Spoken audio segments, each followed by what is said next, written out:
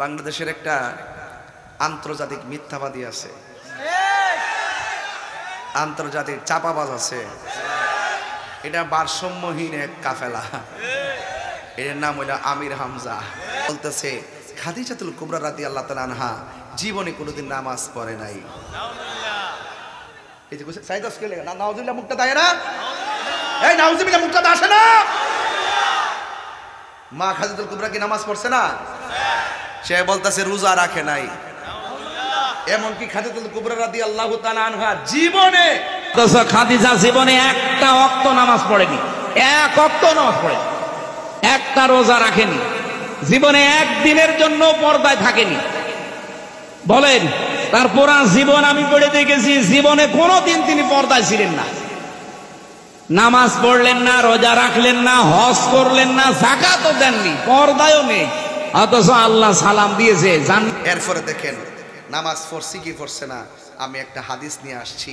এই হাদিসটা হলো মুসনাদ আহমদের মধ্যে আছে। এই হাদিসটা আন যায়েদ ইবনে হারেসা রাদিয়াল্লাহু তাআলা আন قال আউয়ালু মান সাল্লা মা'আন নবী সাল্লাল্লাহু আলাইহি সাল্লাম খাদিজা সুম্মা আলী ইবনে আবি তালিব সুম্মা জাফর।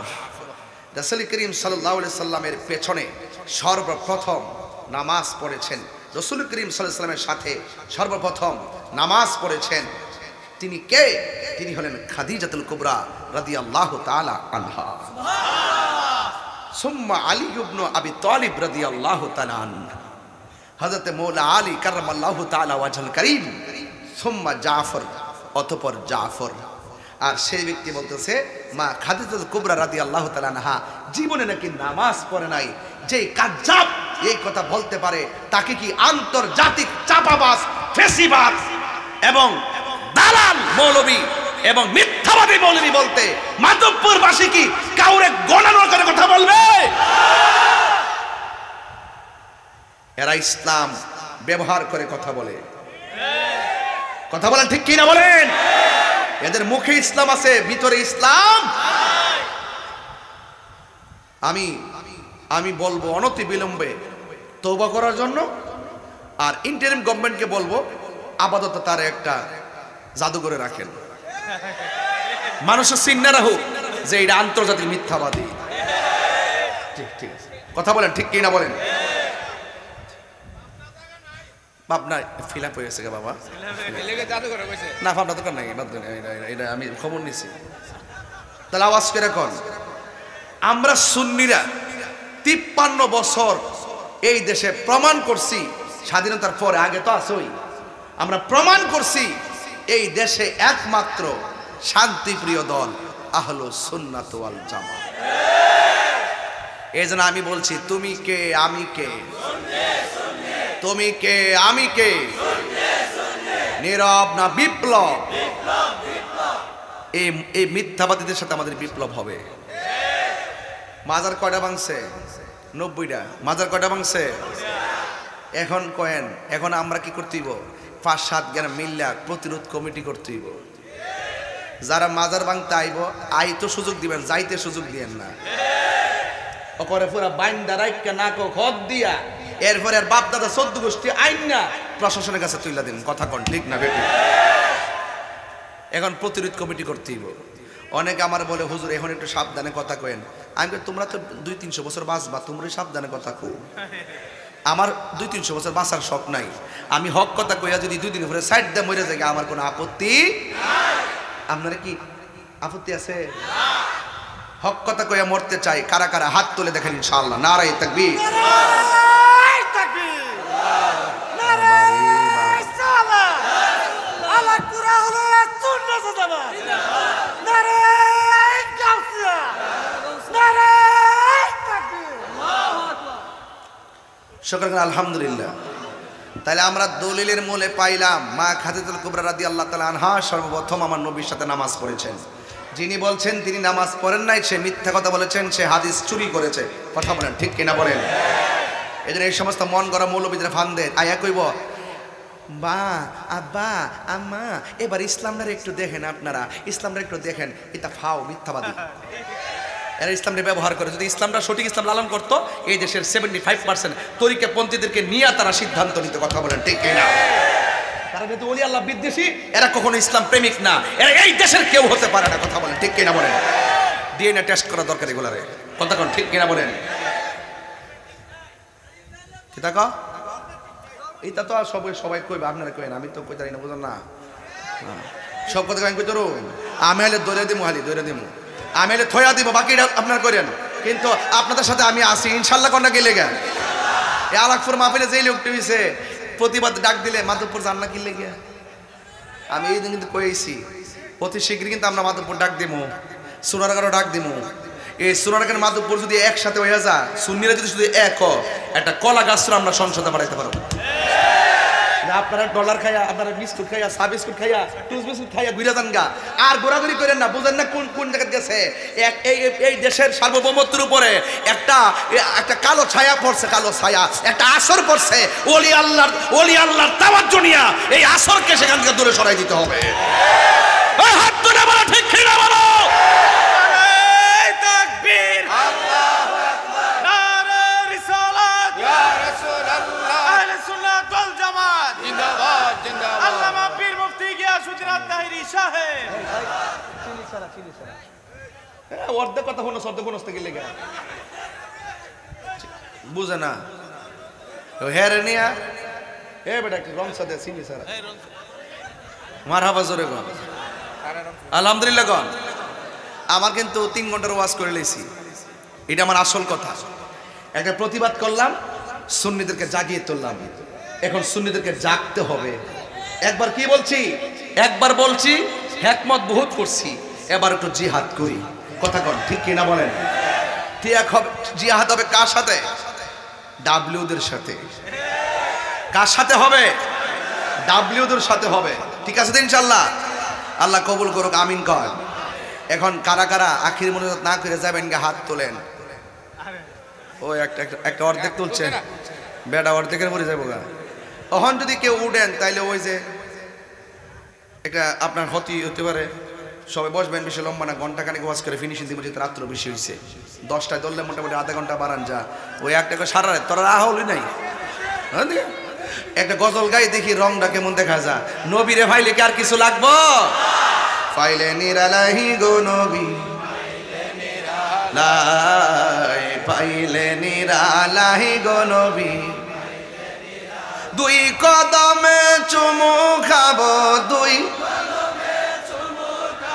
চরণে দুলি মাখব গাই, পাইলে নিরালাহি গো নবী, পাইলে নিরালাই গো নবী, পাইলে নিরালাই। আমার নবী নূরের নবী, আমার নবী জিন্দা নবী। বলো আমার নবী, আমার নবী জিন্দা নবী। দয়া করে থাই গো নবী নিদানের বেলায়, বলো না দয়া করে নিদানের বেলায়, পাইলে নিরালাই গো নবী, পাইলে নিরালাই গো নবী, পাইলে নিরালাই। 2 কদমে চুমু খাবো, 2 কদমে চুমু খাবো, চরণে দুলি মাখবো গাই। ও মাশা ঢেউ উঠেছে। পাইলে নিরালাই, পাইলে নিরালাই, পাইলে নিরালাই। কঠিন হাসরের দিনে কে তরাবে নবী বিনে, বলো কঠিন হাসরের দিনে কে তরাবে নবী বিনে।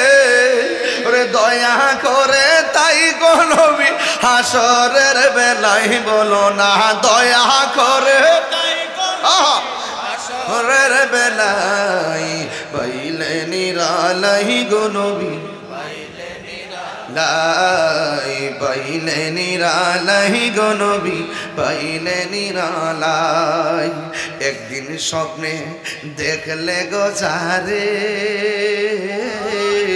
সব গুনাহ আমার জড়িয়া পড়ে ঠিক না একদিন স্বপ্নে দেখলে যারে সব গুনাহ জড়িয়া পড়ে হাত তোলো আরে একদিন স্বপ্নে দেখলে সব গুনাহ জড়িয়া পড়ে ওরে দয়া করে দিও দেখা মরণের বেলায় বলো না দয়া মরণের বেলায় পাইলে নিরালাই গো নবী লাই পাইলে নিরালাই গো নবী পাইলে নিরালাই দুই কদমে চুমু খাবো চরণে দুলি মাখিব গাই পাইলে নিরালাই গো নবী পাইলে নিরালাই পাইলে নিরালাই গো নবী পাইলে নিরালাই জোরে জোরে কি সুবহানাল্লাহ বলা যাবে না এমন ঘুমাইবার বাবা কিন্তু সবার নসিবে ঘুম জুটবে না নসিবে ঘুম জুটবে একমাত্র ইমানদারের কথা কোন ঠিক কিনা রে বাবা এবার অনেকে কয় দুনিয়াতে আইছি আর আসবনি কবরে যায় এমন ঘুমাইবা দুনিয়াতে আর কত ঘুমাইবা নাম তো মাগনা না রে বাবা কবরের ঘুম এত সোজা না কবরের ঘুম একমাত্র ইমানদারের জন্য আজকে আমরা দুনিয়াতে বাঁচতেছি ঘুমাইতেছি উঠতেছি কিন্তু কবরে সবার নসিবে ঘুম জুটবে না একমাত্র ঘুমাইব ইমানদারেরা এও আবার দুনিয়ার বিছানার মধ্যে ঘুমাইব না রে আমার আল্লাহ জান্নাত থেকে জান্নাতের গালিচা কবরের মধ্যে পাঠাইয়া যে আল্লাহ জান্নাত থেকে গালিচা পাঠাবে এই গালিচাটা কি মাধবপুরের বাজারের গালিচার মতো আর জোরে কোন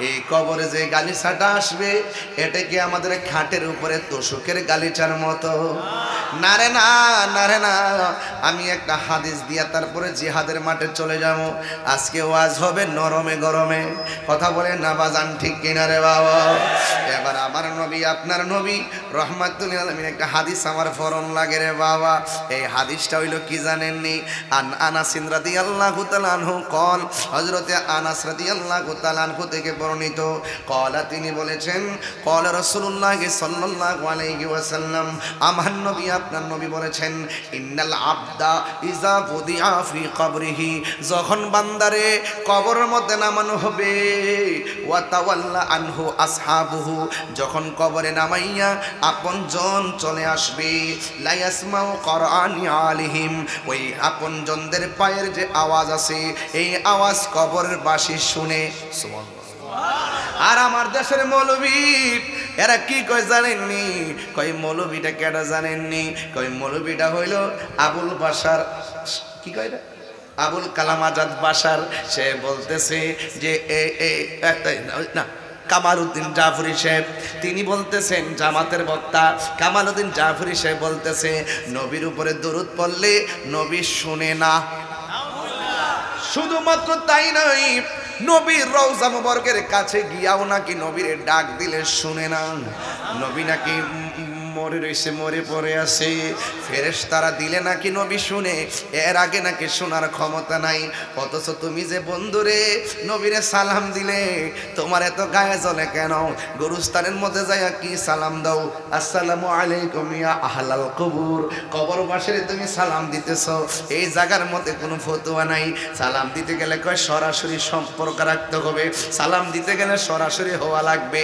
কবরবাসীরে সালাম দিলা আর কবরবাসীরা সাধারণত তারা বলা হয়েছে লা ইয়াসমাউ কুরআনি আলিহিম যখন কবরবাসীরে কবরের মধ্যে নামাইয়া সবাই চলে আসে কবরবাসী আপনজনদের পায়ের আওয়াজ শুনে আর বিয়াদবরা বলে নবী রওজার পাশে গিয়াও নবীরে সালাম দিলে নবী নাকি শুনে না এই আওয়াজে নাউজুবিল্লাহ, মাধবপুরবাসী এই আওয়াজে নাউজুবিল্লাহ পেলে আমি মানতাম না।